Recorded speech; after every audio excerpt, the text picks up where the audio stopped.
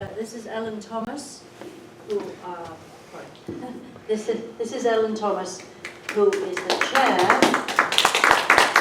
of the National WILPF Disarm Committee, and she has travelled here from North Carolina to meet with our local congressional reps and the people in this room. We appreciate your coming to be educated about this. I will, to help you understand the depth of Ellen's feelings about nuclear weapons, I would like to point out that from 1984 to 2002, Ellen sat and stood outside the White House to show her dislike of nuclear weapons. 18 years, without a tent. If you go now, you'll see. If you go now, that vigil is continuing. It was started in 1981. It is continuing. I visited the gentleman who's sitting there now in his wheelchair. He does have a little tent. And Ellen, I hope, is going to tell us a little bit of that personal story to help you understand why she dislikes nuclear weapons so much. Thank you, Cheryl. I would like to wait on that part because we have Marylia Kelley on the phone, and hopefully, putting the microphone to the phone, she will be able to speak. But before I try that, she asked me to talk a bit about the Nuclear Weapons Ban Treaty, the Treaty on the Prohibition of Nuclear Weapons. Both she and I were there in the summer of 2017 when the United Nations, 122 nations, voted to approve the UN Treaty on the Prohibition of Nuclear Weapons. And since that time, 70 countries have signed the treaty, and 24 countries have ratified it. There need to be 50 countries to ratify it before it goes into effect. When it goes into effect, it becomes the law. And we are asking, WILPF has been circulating a petition for 2 years to the Senate asking them to ratify, and we've collected over 8,000 signatures on that petition, and it's here tonight, and I hope you all will sign that petition and also the second petition, which I'll tell you about later. And Nuri and Alan and I are leaving for Japan on the 31st of this month, and we're going to Hiroshima and Nagasaki to the World Conference against A&H bombs, and we will be presenting copies of our petitions to the atomic bomb survivors who are left. There are very few of them, but there's an organization entitled Hidankyo that is going to have a ceremony with us. And they're all excited about the fact that WILPF has done this. Now, those folks have been circulating, for the last several years, have been circulating a petition of their own, which is called the Hibakusha Appeal. Hibakusha is a word that was coined in 1945. It means atomic bomb survivors. And not only Japanese people are atomic bomb survivors, the people who lived near the Nevada test site, the people who lived in the Marshall Islands, the people who lived near the Summit Palatins in Kazakhstan, and the Native Americans who have had uranium mines on their land, and where the nuclear power plants and the radiation is venting through the air and the water, and it's on a regular basis, not to mention Chernobyl and Fukushima. So we all, in our own way, are Hibakusha. And depleted uranium in Iraq and other places. Depleted uranium that we used in Iraq, and also we also made utensils, forks and knives and spoons out of depleted uranium. I don't know exactly where they went. Be careful what you buy. Take your radiation monitor.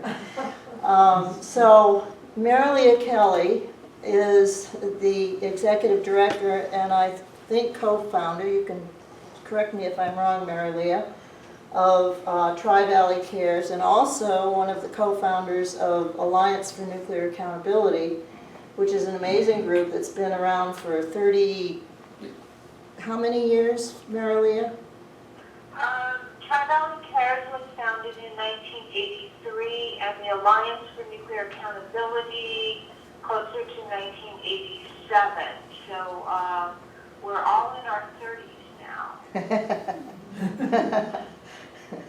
Yes, and Alliance for Nuclear Accountability every year does an event called DC Days in Washington, D.C., which I recommend everybody go to at least once. It's an amazingly informative experience. On Sunday you get together and learn all about the issues that these people who live on the edges of where the nuclear weapons facilities are have come up with for us to talk to our legislators about. And if you have something that you need to talk to your legislator about, you are welcome to do so at the end, saying it's yours. But you are asked to first present Alliance for Nuclear Accountability's position on things. And so then for 3 days you go and talk to all sorts of folks in the government. It's a great experience and I recommend it. So Marylia, I'm going to turn this over to you since this seems to be working. Hello. I'm so sorry that I'm not able to be there. Perhaps Ellen told you my car had a screaming metal on metal sound. I looked underneath and it's actually leaking fluid in 2 locations, so this is not good. I'm happy to be there by cell phone.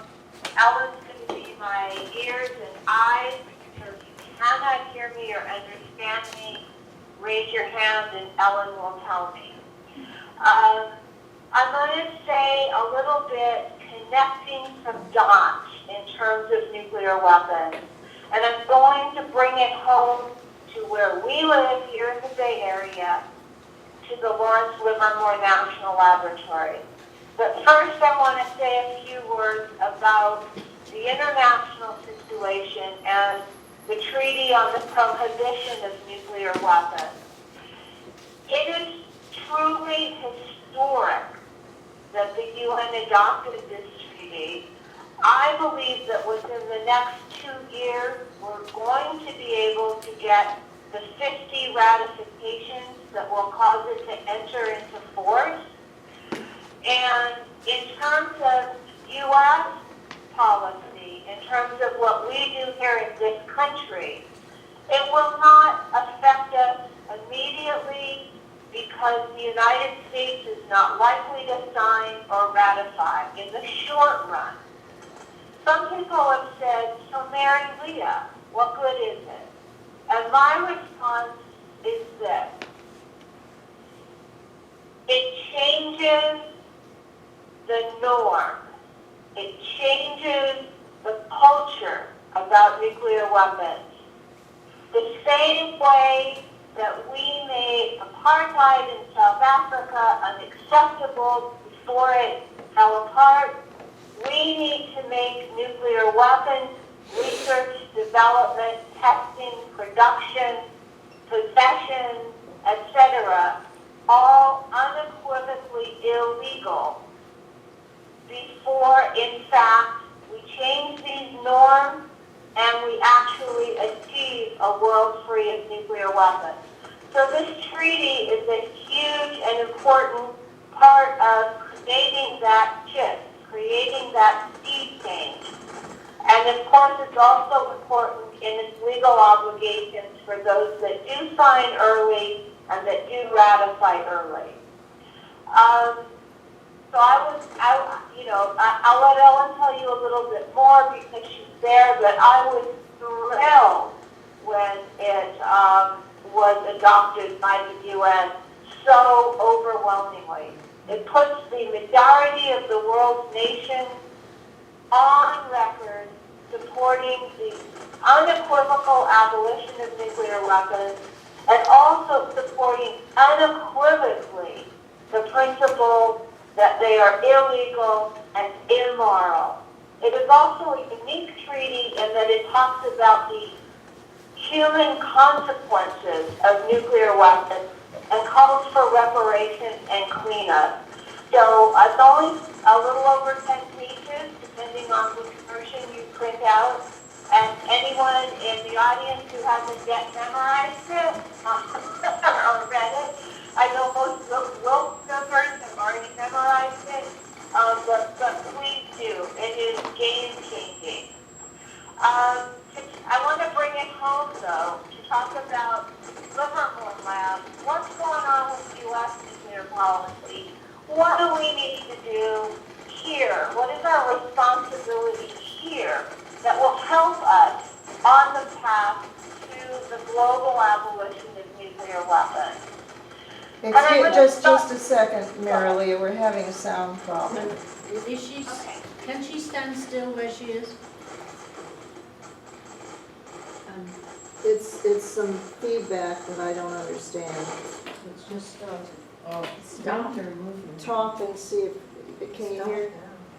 Yes, I can hear you just fine. But we can't hear you. No, we can hear her. You can hear. I All can right. hear her. Okay, go ahead. Thank you. So I'm going to start with an anecdote from today.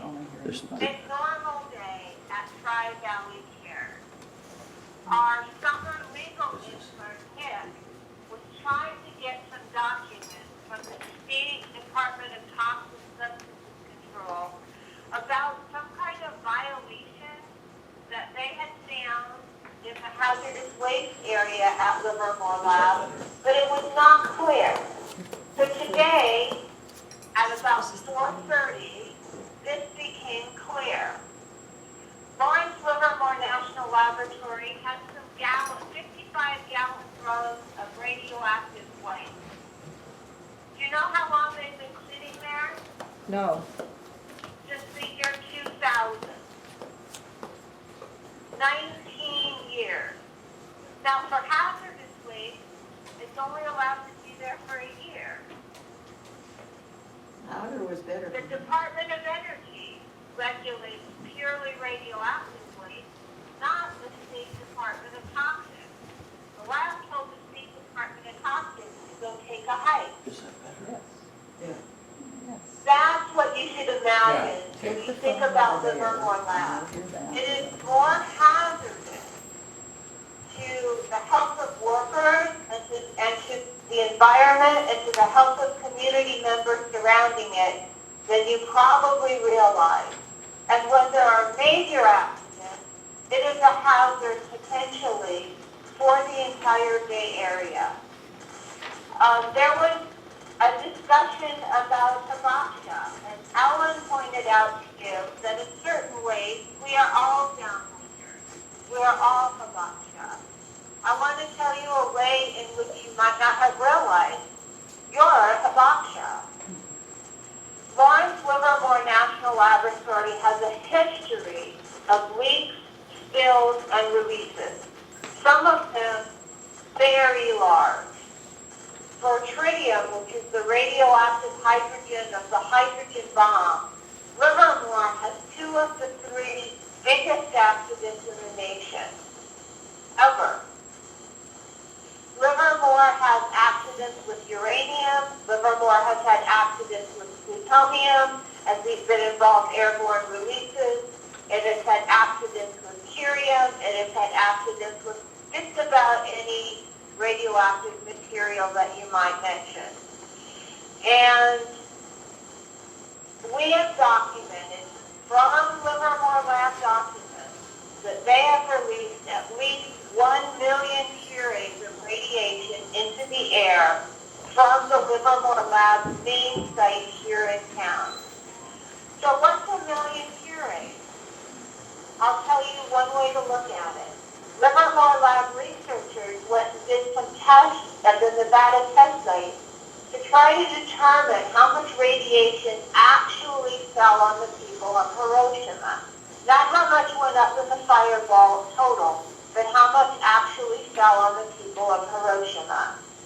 Their research indicated the answer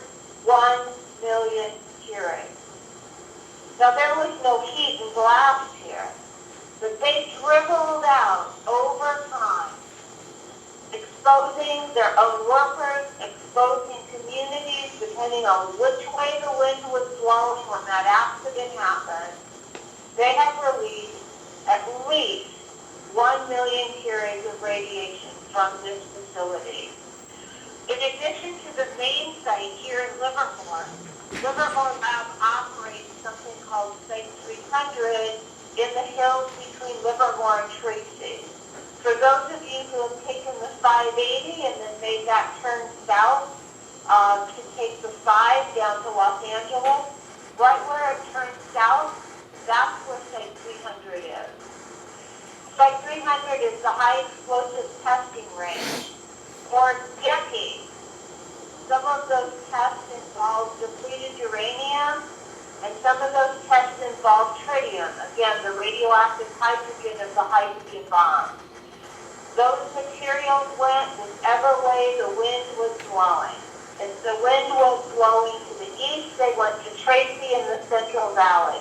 If the wind was blowing west, they came through the pass to Livermore and the metropolitan Bay area. The act of designing nuclear weapons, when I first found out that's what Livermore Lab did, I thought that it was people in white coats doing calculations. Certainly they do a lot of calculations. No doubt about that. Some of the fastest supercomputers in the world are classified supercomputers at Livermore Lab devoted to nuclear weapons design. But it's more than that. While Livermore Lab does not produce nuclear weapons in great quantities for the arsenal, that's done at some other sites you can talk about if you'd like to.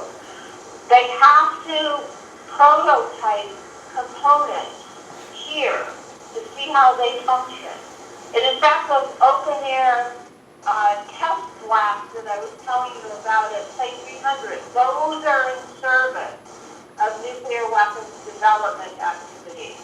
A whole number of other things Livermore Lab does. These are in service of nuclear weapon design activities, and they involve toxic materials as well as radioactive materials. There are more than 3,000 Livermore Lab workers who have applied for compensation for their illnesses. Sometimes it's the widow who applies for compensation when the spouse is dead from work at Livermore Lab and from on-the-job exposure. That gives you some idea of what the community has faced, because obviously it doesn't stop at a chain link fence.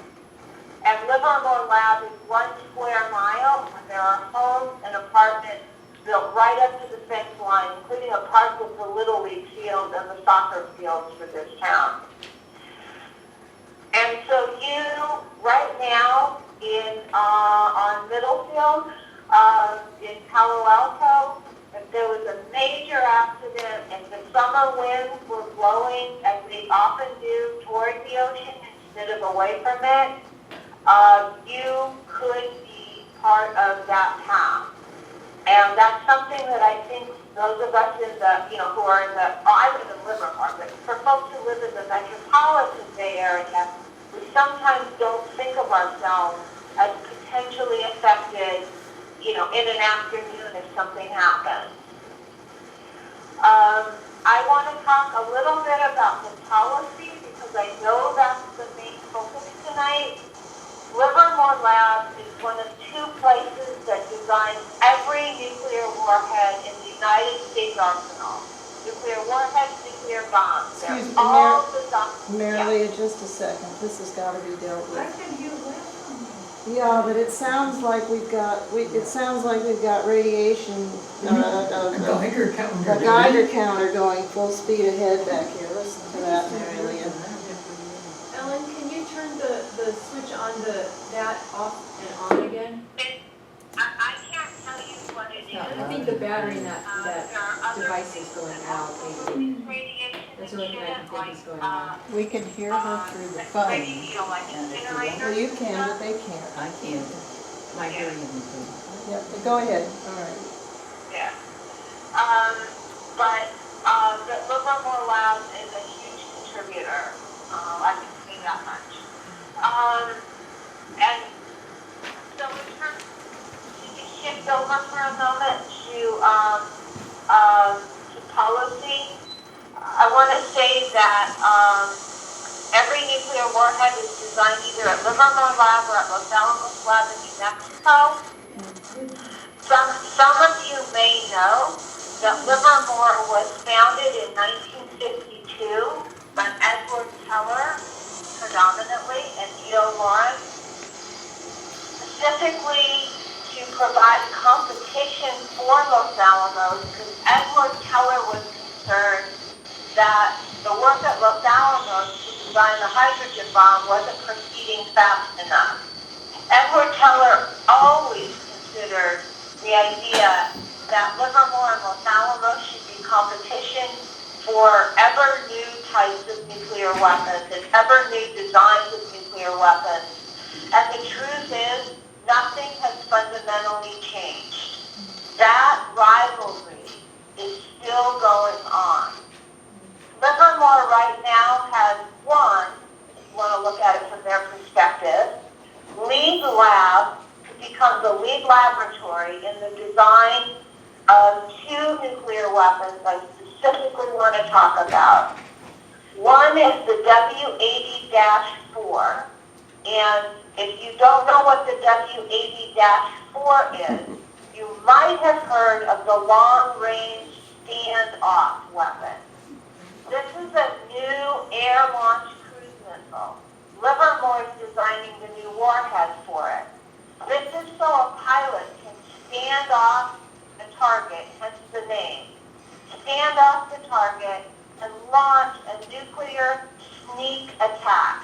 These are radar-evading, ground-hugging, air-launched cruise missiles with new capabilities the Pentagon is designing, with a warhead that will go on it that has new capabilities that Livermore Lab is designing.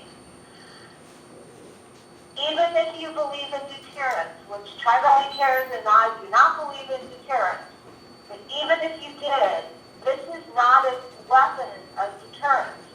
This is a first strike, first launch, sneak attack weapon. And that's what Livermore is designing right now.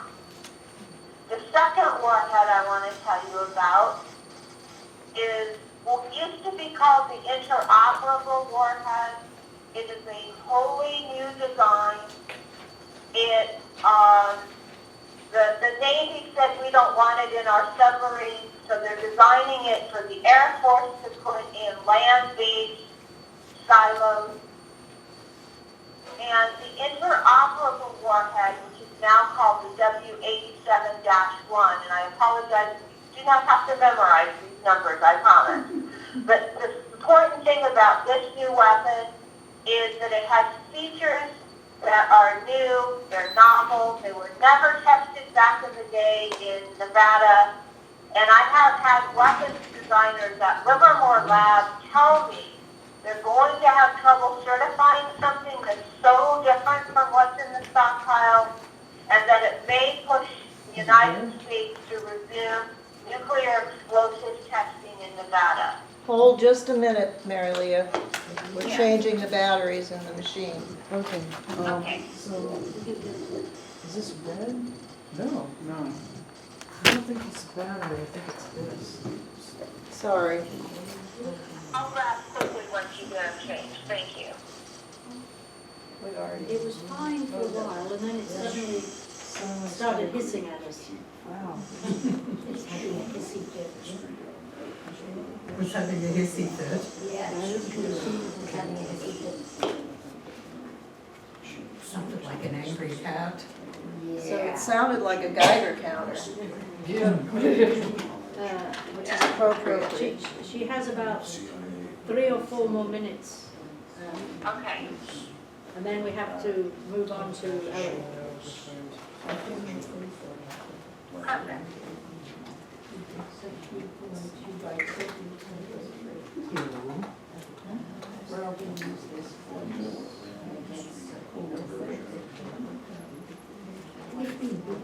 I'd like if it comes to that.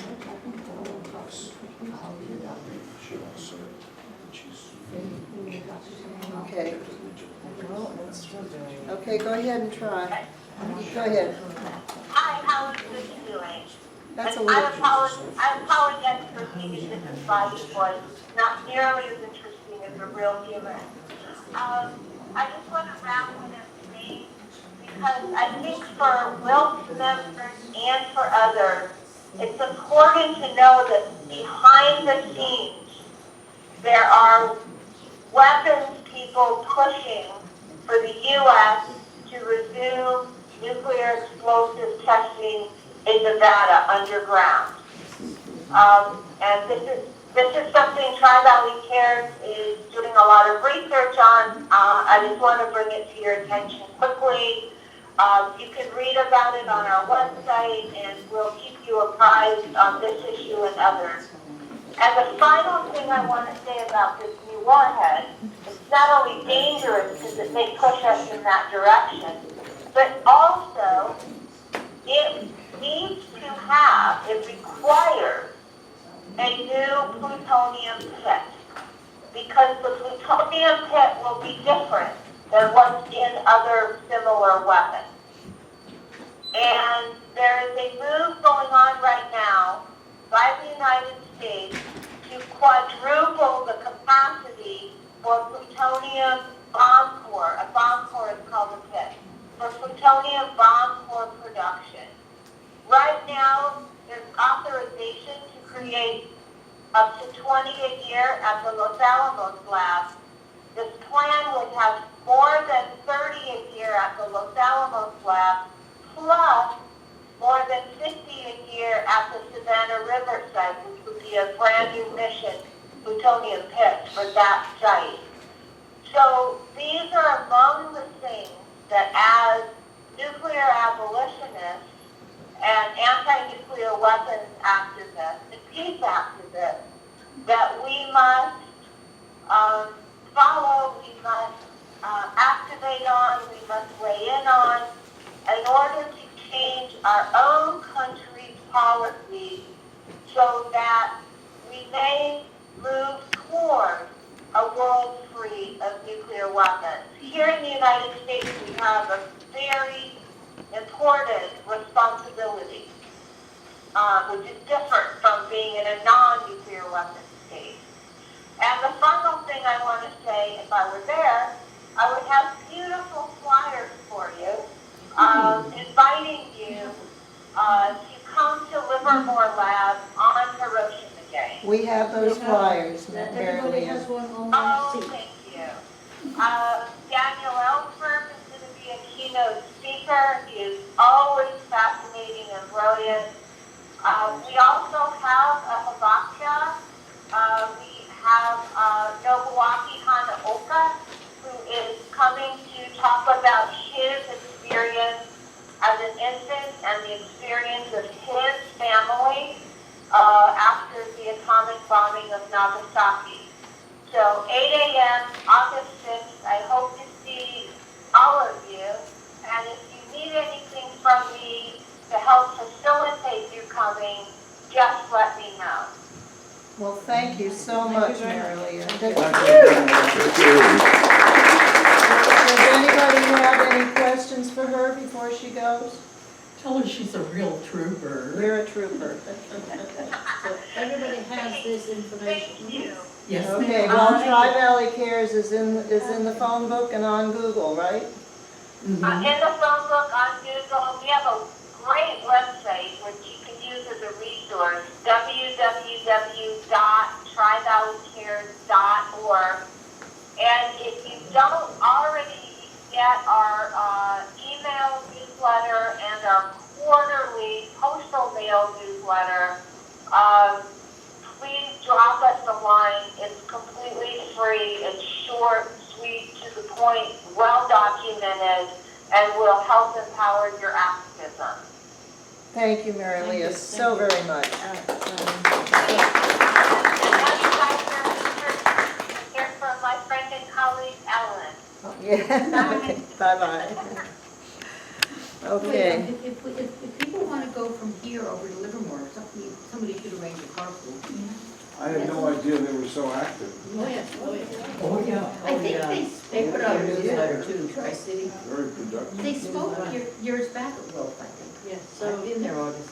so so the last part of this whole presentation is Ellen telling us about legislation that is already trying to move through the House and through the Senate. So we've told you about the ban treaty. There are folks that are supporting the ban treaty. Nuclearban.us, which we saw, is doing some wonderful work. They've got a candidates pledge that they're suggesting people ask all of the candidates, not just the presidential, but all of the candidates, what their position is on this. And in the House, DC's Congresswoman Eleanor Holmes Norton in 2018 was the first to sign the ICANN pledge, and Barbara Lee has also signed it in 2018. In August of 2018, the California Senate approved a resolution calling for support for the TPNW. And in 2019, Representative Jim McGovern of Worcester, Mass. Introduced House Resolution, or HRES 302, quote, embracing the goals and provisions of the Treaty on the Prohibition of Nuclear Weapons. On April 30th, 2019, well, I'll get around to that one in a minute. In fact, I'll get around to that one. I'll go backwards. So I'm going to, yeah, I'll get to that. People introduce me as that woman who was outside the White House for 18 years, and I get applause, but I also suspect that I get people thinking, how in the world could she do it, and why in the world did she do it? And I was talking to my daughter the other day after I spoke in Sacramento, and I felt like I had given the people there all this information, but it was kind of dry. And when Nuri got up, everybody loved hearing what Nuri had to say because she was talking from the heart. So I decided tonight that I was going to talk from the heart. Uh-oh. When I was a little girl, I grew up here in California. And you probably are about my age, and so you remember going under your desks, duck and cover. And I was in kindergarten the first time I did that, and I asked the teacher why we were doing this, and she said, oh, to protect you from getting cut by glass if a bomb drops. Well, my parents subscribed to Life magazine, and on the cover of Life magazine was a picture of Hiroshima. And inside were pictures of the dead people and the dying people. And I thought, that doesn't make any sense. And I carried that around with me. And the more I learned about nuclear weapons, the less I liked them. And the more I learned about politics, the less I liked it. And when my daughter, my firstborn, was in her crib, I was a student at Western Carolina University, and I remember sitting by her crib and crying, thinking about what could happen if a nuclear bomb were to drop. And years later, I was living in Minnesota, driving from where I was working at Ellerby Architects and Engineers to my home on the edge of the St. Croix River, and I saw a banner on the draped over the side of a bridge over the freeway that had been put up by Women Against Military Madness. I don't know if any of you have ever heard of them. They're a Minnesota local, but they're really good folks. And it was against nuclear weapons. It was part of the nuclear freeze movement. And then I noticed that there was going to be a rally at the stadium. And the stadium was big, you know, that's what they have, is big stadiums. And so I went, and there were about 80 or 100 people there to listen to Senator Durenberger talk about getting rid of nuclear weapons. And I thought, whoa, this is not enough people to get this job done. And certainly Minnesota isn't the place to do it. So I decided to go to Washington, D.C. with my daughter, who had graduated from high school. And I went to work for the National Wildlife Federation as the assistant to the CEO. And one night, I was walking through town to go from my job up on 16th Street over to have dinner with somebody, and I walked through Lafayette Park in front of the White House. It was a cold night in March, and I noticed some great big signs, and I went to look at them. Now, I was in the middle of writing a play about homeless people, and one of the signs said, "Mr. President, why don't you come out with the forced homeless?" And then I looked over at the other sign, and it was this huge mushroom cloud, and it said, "Revelation, this need not be our end." And there was this little bitty woman lying on the sidewalk with just a ski suit to protect her. And I stopped to talk to her. I asked her how long she had been there. She said 3 years, day and night. I said, "Do you do this by yourself?" She said, "No, I have a friend. He's a philosopher. His name is Thomas." So I came back the next day to meet this philosopher living on the street, because the main character of my play was a philosopher living on the street, and I hadn't been able to flesh him out yet. And so I came back and I met him and I listened to what he had to say, and I realized that this was the person I wanted to spend the rest of my life with, and I spent the rest of his life with him. He died 10 years ago, but my daughter announced that week that she wanted to move out of the house and go live with her girlfriend. She had a job. And I said, "Okay, you can have all my stuff. I'm getting out too." And I went and joined the vigil with a backpack. And I didn't have a roof over my head until, that was 1984. And I didn't have a roof over my head until 1991, except friends. We had a friend who lived in an efficiency apartment who gave us one of her 2 closets to keep our stuff in, and we went there to bathe. We used the library, computers to do our work. We were working hard at it because there was an effort to get us out of there, and so we were being arrested quite frequently. My husband and I spent 3 months in prison in 1988, charged with camping. And in 1991, we beat on drums day and night to stop the first Gulf War, 40 days and 40 nights. And we made a movie about that, which you can see on that website if you go to the bottom. So in 1993, we brought a voter initiative in D.C., Initiative 37, asking the representative, well, actually she's a delegate, she isn't a full representative because D.C. isn't a state, but asking her to introduce legislation. We were asking for a constitutional amendment to abolish nuclear weapons and use the money for human needs. And she said she wasn't, and before the election, I was working on the computer and somebody called me and said, "You've got to turn on the radio. Eleanor Holmes Norton is on there talking against the initiative." So I got on the radio after her and gave my point of view of things. And we won overwhelmingly in the election, to the surprise of the people who were in power, but not to the surprise of the people who were doing the voting, because we heard them say as they were coming out of the voting booths, "How could you vote against it?"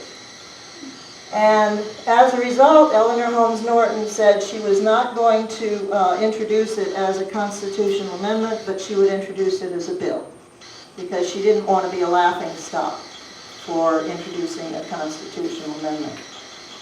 And she has introduced a bill every session since 1994. At first it was called the Nuclear Weapons Abolition and Economic Conversion Act. A few years later it became the Nuclear Weapons Abolition and Economic and Energy Conversion Act. And the text of the bill, which you can get a copy of over there, and maybe I'm going to turn this thing off. I can talk loud. Is that better? Yeah. That's fine. All right. This photograph is of Eleanor Holmes Norton. Yes, this is with Tim Wallace and Vicki Elson of Nuclear Ban US, and this is Beatrice Finn of Oh. International Coalition Against Nuclear Weapons, which won the Nobel Peace Prize in 2017. ICAN, yep, and WILPF is part of ICAN, one of the founding members. And this was the day that she introduced HR 2419. But where is Elizabeth Holmes Norton in this picture? Eleanor Holmes Norton is here. Oh, that's her, oh, I see. Yeah, she's holding her bill up. Yeah. Right. And this is So- the Nobel Peace Prize that Beatrice Finn collected on behalf of ICAN. Yes, Right. right, the Beatrice Finn and Setsuko Thurlow? Is that her? Yeah, she was there too. So the essence of HR 2419 is not very long. It says the United States government shall provide leadership by signing and ratifying the United Nations Treaty on the Prohibition of Nuclear Weapons or any other international agreement that provides for the dismantlement and elimination of all nuclear weapons in every country under strict and effective international control, and redirect resources that are being used for nuclear weapons programs to use in converting all nuclear weapons industry and in retraining employees to shift to a constructive, ecologically beneficial peace economy, which includes strict control of all fissile material and radioactive waste, and in addressing human and infrastructure needs, including development and deployment of sustainable, carbon-free and nuclear-free energy sources, healthcare, housing, education, agriculture, and environmental restoration. And it goes into effect when the President certifies to Congress that all countries possessing nuclear weapons have begun the elimination of such weapons under such an agreement. So basically, it's saying, let's take this $1.7 trillion that is currently scheduled to be spent on our new nuclear weapons program and use it for the Green New Deal. That's what it would do. That's what it could do. And what's important about it is that it's a win-win situation. The Lockheeds and the folks that are making the bombs and ever new and creative ways of killing people, they don't have to lose money. I mean, that's what it's all about for them, is money. I don't think they really want to kill people. They just want to make money. And they're happy if the weapons expire, you know, because then they can make new weapons that are even more gadgety. But we don't need weapons. What we need is healthcare and education and housing and environmental restoration. We need clean, truly clean, carbon-free and nuclear-free energy. And that's the one thing that I have a problem with on the Green New Deal, is because it doesn't really address, you know, I think some of the people that are supporting that think that nuclear is clean. And we know it's not clean. It's terrible. So there is other legislation that has been introduced. Jim McGovern, did I tell you Jim McGovern introduced the House Resolution 302 supporting the Nuclear Weapons Ban Treaty. There are other bills that have been introduced that some of the groups are gung-ho behind. One of them is to prohibit the conduct of a first-use nuclear strike absent a declaration of war by Congress, introduced in mid-January of this year by Ted Lieu and Senator Ed Markey in the Senate. And then it was followed up by Elizabeth Warren, Kirsten Gillibrand, and, it was followed up by Elizabeth Warren introducing a better bill, S-272, and Adam Smith in the House, which read, "It is the policy of the United States to not use nuclear weapons first." It takes out the part about Congress. But WILPF US, we had a discussion about this, and some of our members suggested they would quit if we were to support this, because we cannot support any use of nuclear weapons, ever. So The Prevention of Unconstitutional War with Iran Act, now that's a good amendment to the not-so-great Defense Appropriations Act, but the Democrats are proud of themselves because they got this in. It basically says that Trump cannot make war on Iran without Congress approving. Again, Congress can approve, though. And it was our representative Eshu who introduced this amendment. Yes, and it was successful. Ro signed on, yeah. But she was the one who She introduced it, Introduced it. yeah, right.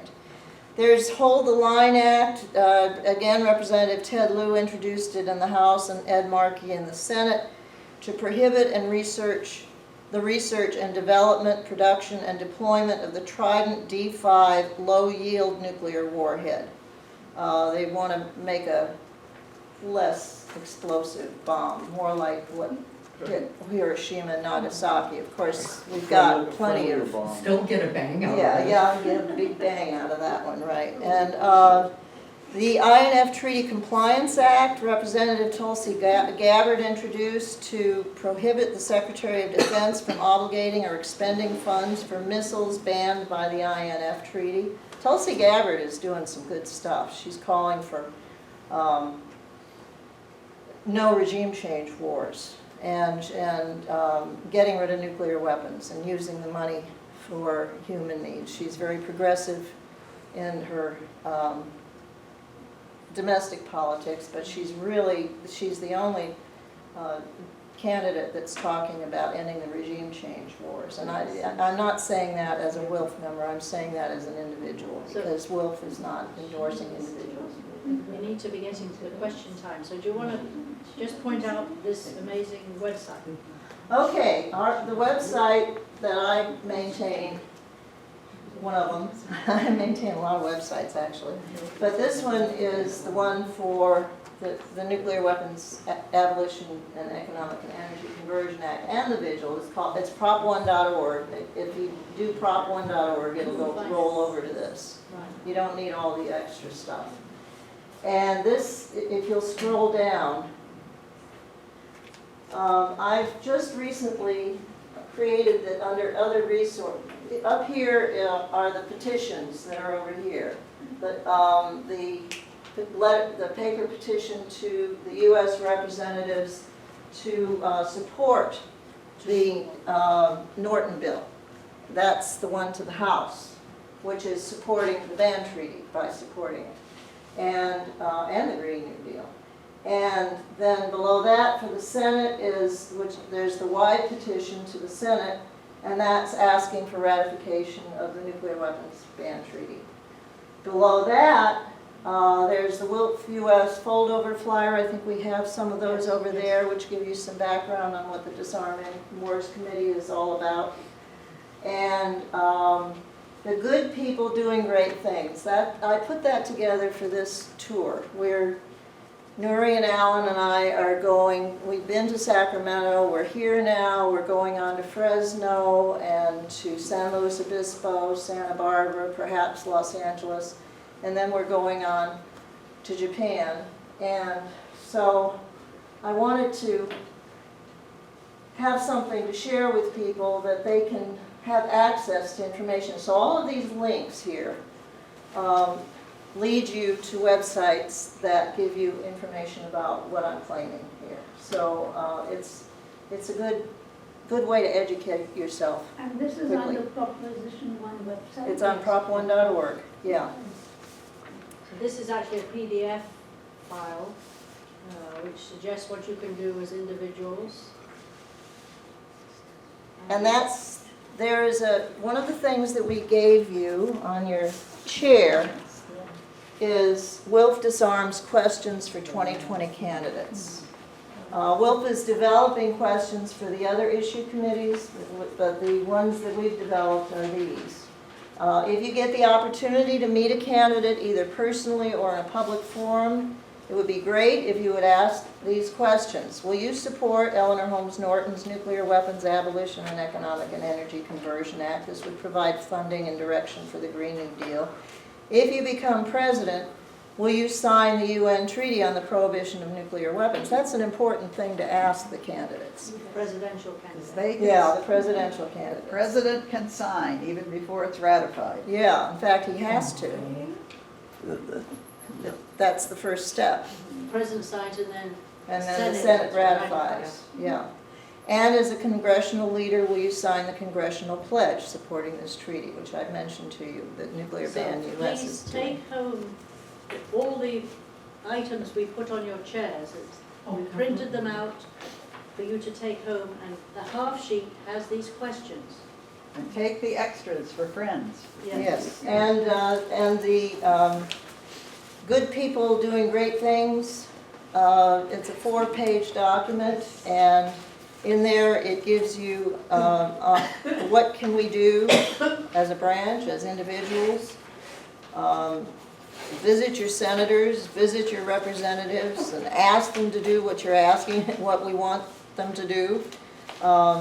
And encourage people to sign the online version. If there are any people that actually get into computers, we've got a QR code at the bottom of the petition, so if you're out circulating it and somebody comes up that's got a smartphone that knows how to use a QR code, they can sign it right there and have it go off to the senator. And let's see. I think we have to see if the audience has some questions now. Okay, all right. Because at 8:45, we are going to start, we're having to come to a close. Okay, let me just mention other campaigns. There are, Back from the Brink is a campaign that's organized by Physicians for Social Responsibility. It calls on the U.S. to lead a global effort to prevent nuclear war by renouncing the option of using nuclear weapons first, ending the sole unchecked authority of any U.S. president to launch a nuclear attack, taking U.S. nuclear weapons off hair trigger alert, canceling the plan to replace its entire nuclear arsenal with enhanced weapons, and actively pursuing a verifiable agreement among nuclear-armed states to eliminate their nuclear arsenals. It's a good plan, and so far WILPF US has not signed on to it, but I'm going to talk to people and see if we can't change our minds about that. Then another thing that we're doing is divestment, and there are a number of organizations that are working on taking the money away from the corporations, which was talked about earlier, and not spending money with any of them that are funding the bomb. Don't Bang on the Bomb is an ICANN associated campaign, and at that site they've got lists of the major nuclear weapons producers and the financial institutions that are investing in them. Wells Fargo, for example, is somebody that you might want to boycott. World Beyond War has a divest campaign. They also have a closed military bases campaign. They're really good folks, and I help them to keep their activist calendar going. Code Pink is doing divest from the war machine, and then of course Alliance for Nuclear Accountability I've mentioned. And then the last thing I'd like to just mention is since 1999 I've been keeping up with, when I first started in front of the White House, I was passionate. I wanted to get rid of those damn things. But people would come up and ask me questions and I didn't know how to answer them. How many nuclear weapons are they? What can they do? So I started asking questions and going to the library and going to organizations, and it was really hard to get that information. It took me years to get to the point where I felt like I was starting to be able to answer them. So I decided that I was going to share what I learned. And when we got the World Wide Web, I was ecstatic. That's why I came in, actually, from the cold, was to sit down in front of a computer and start gathering and sharing information. And I do something called Nuke News, N-U-C-N-E-W-S. I don't see it. It's right up there. I see that on the internet. On Yahoo and Facebook. Facebook is more fun, and that's a day-to-day thing. Yahoo is more lists. And I also, Carol Erner was the WILPF member who recruited me into into the organization back in 2006, and she invited me to be a co-chair in 2008. And she told me about a service that one of the WILPF members did for the group called Eye on Congress back when WILPF had an office in DC. And so I also do, to a lesser degree, what I do on Nuke News, I do with stories about, good stories and bad stories about what people in Congress are doing. So, and we also have just recently created on Facebook a social media site that anybody who is a WILPF member can join and post to. It's like a blog for WILPF members. And you can post events, you can post before and after events, you can talk to each other. WILPF Smart. And so if you're interested in being interactive on social media with the rest of WILPF, that's a good way to go. And if your friends want to, or your kids want to, your grandkids want to, just get them signed up for WILPF. It's a good recruiting tool. So that's all I have to say. Thank you. So,